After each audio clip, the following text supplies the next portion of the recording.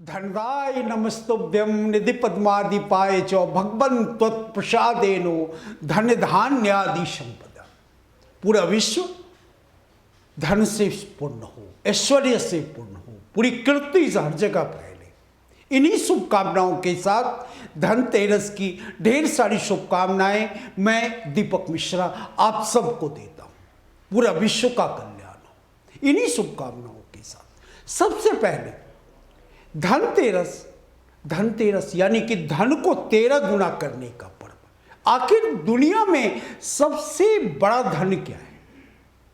सबसे बड़ा धन सुंदर काया, आरोग्य यानी कि स्वस्थ काया, यह सबसे बड़ा धन है।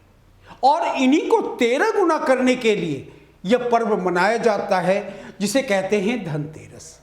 यानी कि अपने शरीर को, अपने मन को, अपने तन को आप 13 गुना सुंदर बना लें। और 13 गुना जब सुंदर बनेगा तो ऐश्वर्य निश्चित रूप से आएंगे। अगर आप आरोग्य हैं तो सौभाग्य आएगा, आरोग्यता होगी तो सौभाग्यता होगी, सौभाग्यता होगी तो परमार्थ तो होता ही रहेगा। लेकिन यह आर्थिक और वैश्विक युग में जो धन की आवश्यकता, जिसे लोग ऐश्वर्य कहते हैं, ऐश्वर्य की आवश्यकता के रूप में इस पर्व को मनाते हैं। तो बंधु, एक बात, आखिर क्या करें जो कि धनतेरस के दिन कि हमारे पास हमारा धन 13 गुना बढ़ जाए। इन्हीं बातों की हम अभी चर्चा करेंगे। दीपावली के ठीक 2 दिन पहले कार्तिक मास के कृष्ण पक्ष के त्रयोदशी तिथि यानी कि इस वर्ष 13, ध्यान से सुने, 13 नवंबर को शुक्रवार को हम धन त्रयोदशी मनाएंगे। और धन त्रयोदशी कैसे प्रारंभ करें इस दिन की पूजा? सुबह के 4:30 बजे आप फटाफट उठ जाएंगे और उठने के बाद अपने तन मन को स्वस्थ करें सबसे पहले। और भगवान धन्वंतरी, जो वैद्य यानी कि डॉक्टर, जो आजकल हम चिकित्सक कहते हैं, उनके जो देवता हैं बाबा वैद्यनाथ का स्मरण करें। पूर्वोत्तरे प्रज्वलिका निधाने सदा वसंतम गिरजा समेतम सुरासुराराधिपादे पद्यम श्री वैद्यनाथम तम हम नमामि। यानी कि वैद्य के जो देवता है वैद्यनाथ का स्मरण करें। बिहार के लोग और झारखंड के लोग जो भी हैं वो जा सकते हैं बाबा वैद्यनाथ की पूजा करने के लिए, क्योंकि सबसे बड़ा धन निरोगी काया है। हमारे घर में जो भी दवा है उस दिन आप उसका उपयोग ना करें और भगवान के आसपास कहीं रख दें और भगवान से कहें कि हमारा शरीर इतना स्वस्थ हो, किसी दवा की आवश्यकता ना हो, केमिकल युक्त दवा की आवश्यकता ना हो। और भगवान धन्वंतरी की पूजा, भगवान धन्वंतरी वो अमृत कलश लेकर के उत्पन्न हुए थे और जो अमृत का पान करता है उस दिन आप भगवान धन्वंतरी के लिए दूध मेवा युक्त प्रसाद बनाएं और भगवान धन्वंतरी की पूजा करें।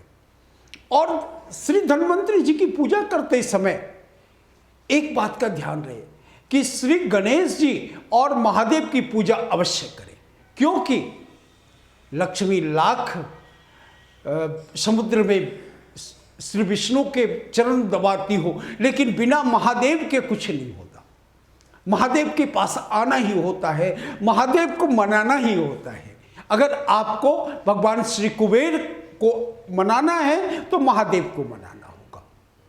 और संध्या प्रहर जो सबसे शुभ मुहूर्त है वह 5:01 से लेकर के 5:45 तक कुबेर जी की पूजा करें। कुबेर जी की पूजा करते समय श्री गणेश जी की पूजा करें, श्री गणेश जी महालक्ष्मी की पूजा करें और श्री विष्णु की पूजा करना ना भूलें, क्योंकि श्री लक्ष्मी बिना श्री विष्णु के नहीं आते और कुबेर जी महादेव के बिना ना आते। एक अचूक सा उपाय, श्री सूक्त का पाठ करें, और श्री सूक्त के साथ पुरुष सूक्त का भी पाठ करें। श्री सूक्त की 2 ऋचाएं और पुरुष सूक्त की 2 ऋचाएं अगर एक साथ आप करते हैं तो निश्चित रूप से पूरे वर्ष भर धन की कोई कमी नहीं होती। अगर संस्कृत पढ़ने में कोई भी दिक्कत हो तो महालक्ष्मी नमस्तुभ्यम सुरेश्वरी हरि प्रिय नमस्तुभ्यम दयानिधे। हरि के बिना श्री लक्ष्मी नहीं आती। और अब अगर हम पूरे विश्व की बात करें तो अभी पूरा विश्व आर्थिक संकटों से गुजर रहा है। अमेरिका जैसे देश आर्थिक विपन्नता में जा रहा है। भारत में अभी बहुत आर्थिक सुधार की आवश्यकता है और आत्मनिर्भर भारत बनाने के लिए हमें बहुत काम करना होगा। कहते हैं कि कर्म के बिना अर्थ नहीं आ सकता और सुंदर तन के बिना भी अर्थ नहीं आ सकता, और मन को सुंदर रहना और मन को पवित्र रहना सबसे ज्यादा आवश्यक है। मन को पवित्र रखें, निश्चित रूप से अर्थ आपके जीवन में, हमारे जीवन में, सबों के जीवन में आते ही रहेंगे। और निधि पद्मादि पाए छो, यानी कि कुबेर जी वो जरूर आएंगे। एक उपाय, थोड़ा सा हल्दी का टुकड़ा आप ले लें एक धूपदानी में, और साथ में लौंग और 2 इलायची, उसे कर्पूर के साथ जला दें और पूरे घर में दिखा दें। पूरे साल भर आप देखेंगे धन धान्य की कोई कमी नहीं होगी। लेकिन कर्म के बिना धन नहीं आता। जब कर्म करेंगे तो धन आएगा।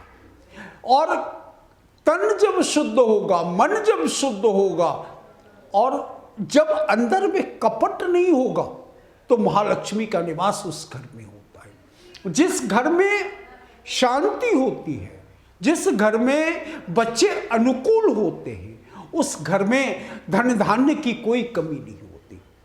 और जहां पर शांति है वहां धन है। तो सबसे पहले अपने मन को शांत करें, और मन को शांत करने के लिए सुबह स्वच्छ हो जाए, श्री गणेश जी सिद्धि विनायक का आप आशीर्वाद लें, उनके मंत्र को पढ़ें। समुक्षयवो दंतस्यो कपिलो गजकर्ण का लंबोदरस्य विकटो विघ्न नाशो विनायक। अपने जीवन के विघ्नों को हरण करने के लिए श्री गणपति की आराधना करें। और गजाननम भूत गणादि सेवितम, आप सभी जानते हो, लड्डू का भोग लगाए। जहाँ पर लड्डू फूटते हैं वह धन की कोई कमी नहीं होती। लड्डू का भोग अवश्य गणेश जी को लगाए, और गणेश जी को दुर्वा भी चढ़ाए। शुक्रवार का दिन है, अगर केसर आप अपने नाभि में लगाते हैं तो निश्चित रूप से महालक्ष्मी का निवास आपके घर में होगा। कौड़ी ले आए, कौड़ी महालक्ष्मी को पसंद है, आप कौड़ी उनको स्पर्श कराएं। केसर मैया को, महालक्ष्मी को लगाएं। और एक मंत्र, महालक्ष्मी नमस्तुभ्यम नमस्तुभ्यम सुरेश्वरी हरि प्रिय नमस्तुभ्यम दयानिधे। फिर या देवी सर्वभूतेषु महालक्ष्मी रूपेण संस्थिता नमस्तस्यै नमो नमः। और आज वैश्विक युग में आप सभी जानते हैं, खरीदारी करते हैं, बर्तन जरूर ले आए। लोहे का सामान लेने से बचे। लोहे का प्रयोग उस दिन नहीं खरीदना चाहिए। लोग खरीदते हैं, लोहे का प्रयोग ना करें। पीतल के बर्तन, सोने के बर्तन, अब सोने की आभूषण, साथ में चांदी के आभूषण आप ले सकते हैं, चांदी के बर्तन ले सकते हैं। इस तरीके से आप खरीदारी कर सकते हैं। खरीदारी का एक बड़ा ही महत्व है। ये शुभ माना जाता है कि आपकी जो खरीदारी आज हुई है वो सालों भर होती रहे। वस्त्र भी ले सकते हैं, जमीन ले सकते हैं, जो मन में आए वो लीजिए, लेकिन लोहा लेने से बचिएगा। और सबसे बड़ी बात कि झाड़ू अवश्य ले लें। झाड़ू, लक्ष्मी, जब हम झाड़ू देते हैं तो अलक्ष्मी घर से बाहर जाती है।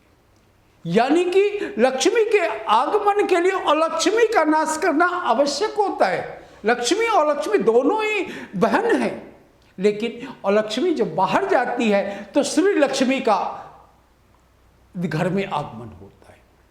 और कहा जाता है ना कि लक्ष्मी ही एक ऐसी देवी हैं जिनके आगे श्री लगता है, और उन्हीं के श्री चरणों में भगवान विष्णु के श्री चरणों में श्री लक्ष्मी का निवास होता है।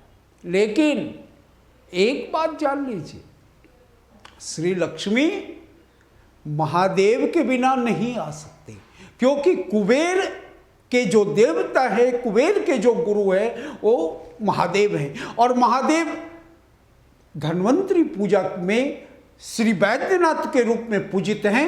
श्री वैद्यनाथ की अवश्य पूजा करें। श्री वैद्यनाथ आरोग्यता के देवता हैं, जो पूर्वोत्तरे प्रज्वलिका निधाने, यानी कि पूर्व दिशा में वो बैठे हैं। और किसके साथ बैठे हैं?